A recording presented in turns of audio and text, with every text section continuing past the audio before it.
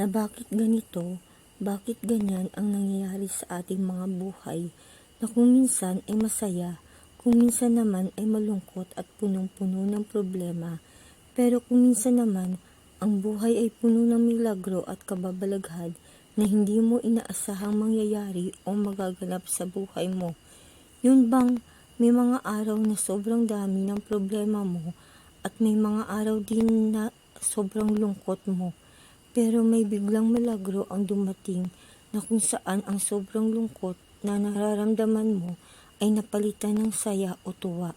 Saya o tuwa na naging solusyon sa iyong mga problema dahil sa isang tao na bigla mong nakilala na kung saan siya pala ang magiging solusyon sa iyong mga problema,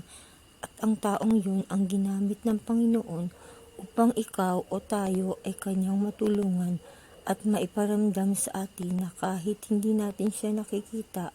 ay nandyan siya na handang tumulong at gumabay sa atin patungo sa kabutihan.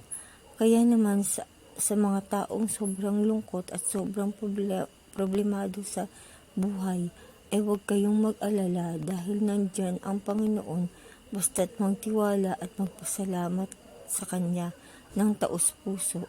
Yun bang mula sa iyong puso ang iyong pagdarasal at lahat ng iyong mga hinanakit o problema sa buhay ay sa Kanya mo sabihin upang gumaan ang iyong kalooban. Yun lamang po, naway nakatulong ito sa iyo at maraming salamat sa panonood at pakikinig.